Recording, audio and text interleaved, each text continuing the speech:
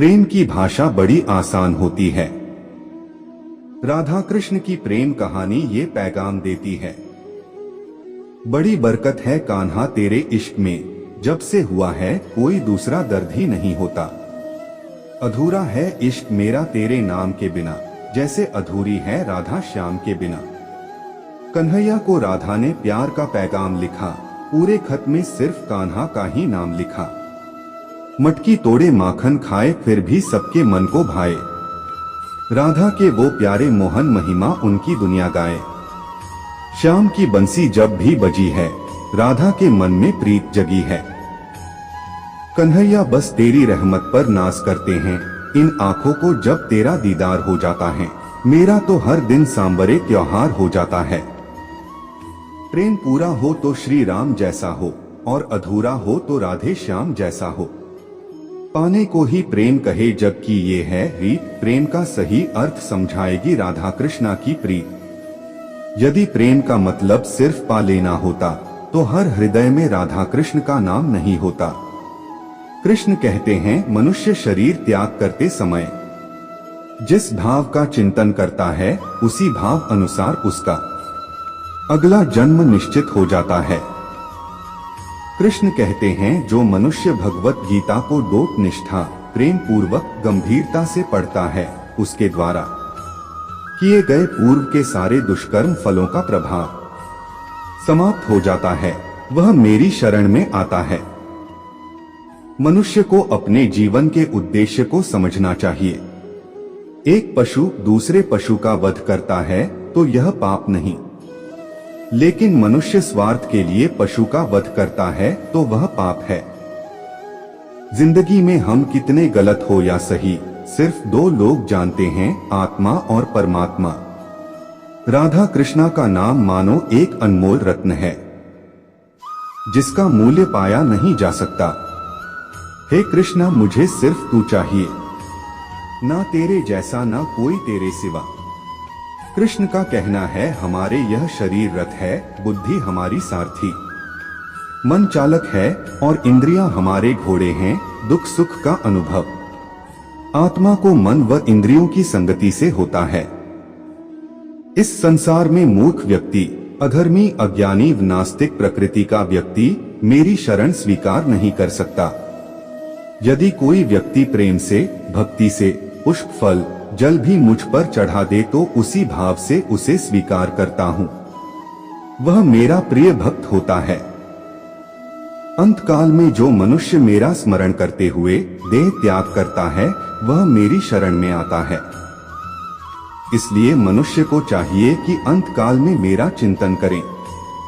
जो दूसरों की तकलीफों को समझते हैं, जिनमें दया है, दिल से अच्छे हैं, उन्हें दोबारा जन्म लेना नहीं पड़ता। जब हम स्वयं जीवन के शिल्पकार हैं, तो चलो हम अपनी मुश्किलें को हराते हैं, जीवन में मुस्कुराते हैं। हमारा मस्तिष्क एक चुंबक है, जब हम समाधान खोजेंगे तो यह समाधान की ओर आकर्षित होगा। अगर परेशानी की सोचेंगे तो उसी ओर आकर्षित होगा। हमेशा सकारात्मक सोच है। मन जहां शुद्ध होगा, वहां मन एकाग्र हो जाएगा।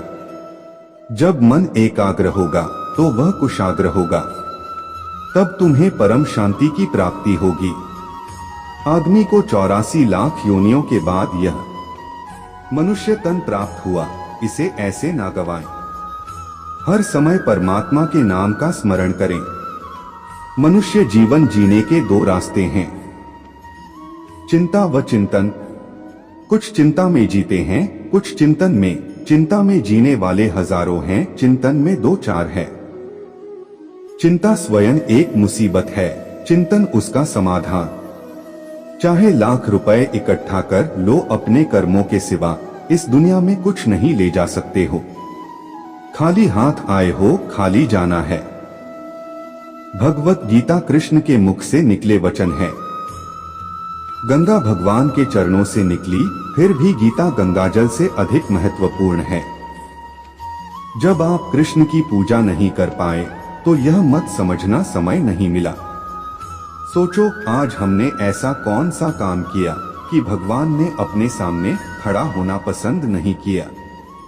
आपका मन अगर आप अपने वश में नहीं करेंगे तो वो आपके दुश्मन की तरह काम करना शुरू कर देगा। निर्माण केवल पहले से बनी चीजों का नया रूप है। केवल किस्मत वाला योद्धा ही स्वर्ग तक पहुंचाने वाला युद्ध लड़ता है। इंसान अपने विश्वास की बुनियाद पर उस जैसा बनता चला जाता है। आपके साथ अब तक जो हुआ अच्छे के लिए हुआ, आगे जो कुछ होगा अच्छे के लिए होगा, जो हो रहा है वो भी अच्छे के लिए हो रहा है। इसलिए हमेशा वर्तमान में जियो, भविष्य की चिंता मत करो। कोशिश की जाए तो अपने अशांत मन को आसानी से नियंत्रित किया जा सकता है। इंसान नहीं, उसका मन किसी का दोस्त या दुश्मन होता है। जो किसी दूसरों पर शक करता है उसे किसी भी जगह पर खुशी नहीं मिल सकती। अपने जरूरी कार्य करना बाकी गलत कार्य करने से बेहतर है। कर्म ना करने से बेहतर है कैसा भी कर्म करना। आपका निराश ना होना ही परम सुख होता है। क्रोध मूर्खता को जन्म देता है। अफवाह से अकल का नाश और अकल से नाश से इंसान का नाश होता है। किसी भी काम में आपकी योग्यता को योग कहते हैं। भगवान सभी लोगों मन में बसते हैं और अपनी माया से उनके मन को जैसा चाहे वैसा घड़े की तरह घड़ते हैं। सही मायने में चोर वो हैं जो अपने हिस्से का काम किए बिना भोजन करता है। फल की अभिलाषा छोड़कर कर्म करने वाला पुरुष ही अपने जीवन में सफल बनता है। वह जो सभी इच्छाएं त्याग देता है और मैं और मेरे की लालसा और भावना से मुक्त हो जाता है, उसे शांति प्राप्त होती है। मेरे लिए न कोई ग्रहणीत है न प्रिय, किंतु जो व्यक्ति भक्ति के साथ मेरी पूजा करते हैं वो मेरे साथ है और मैं भी उनके साथ हूँ। जन्म के समय में आप क्या लाए थे जो अब खो दिया है? आपने क्या पैदा किया था जो नष्ट हो गया है? जब आप पैदा हुए थे तब आप कुछ भी साथ नहीं लाए थे। आपके पास जो कुछ भी है आपको इस धरती पर भगवान से ही प्राप्त हुआ है। आप इस धरती पर जो भी दोगे तुम भगवान को ही दोगे। हर कोई खाली हाथ इस दुनिया में आया था और खाली हाथ ही उसी रास्ते पर चलना होगा। सब कुछ केवल भगवान के अंतर्गत आता है। हम कभी वास्तव में दुनिया की मुठभेड़ में घुसते, हम बस अनुभव करते हैं अपने तंत्रिता तंत्र को। हमारी गलती अंतिम वास्तविकता के लिए यह ले जा रहा है जैसे सपने देखने वाला यह सोचता है कि उसके सपने के अलावा और कुछ भी सत्य नहीं है। देवत्व का परम व्यक्तित्व कहता है यह सिर्फ वासना ही है। अर्जुन, जिसका जन्म चीजों के जुनून के साथ संपर्क होने के लिए हुआ है और बाद में यह क्रोध में तब्दील हो जाता है, और जो सभी इस दुनिया के भक्षण पापी दुश्मन है। अपनी इच्छा शक्ति के माध्यम से अपने आप को नई आकृति प्रदान करें। कभी भी स्वयं को अपन आत्म इच्छा से अपमानित न करें। इच्छा एकमात्र मित्र दोस्त होता है स्वयं का, और इच्छा ही एकमात्र शत्रु है स्वयं का। वह जो अपने भीतर अपने स्वयं से खुश रहता है, जिसके मनुष्य जीवन एक आत्मज्ञान है और जो अपने खुद से संतुष्ट हैं, पूरी तरीके से तृप्त है, उसके लिए जीवन में कोई कर्म नहीं है। ऐसा कोई समय नहीं था जब मेरा अस्तित्व ना हो, ना तुम, ना ही इनमें से कोई राजा, और ऐसा ना ही कोई भविष्य है जहां हमें कोई रोक सके। आदमी मनुष्य के लिए मन बंधन का कारण है और मन मुक्ति का कारण भी है।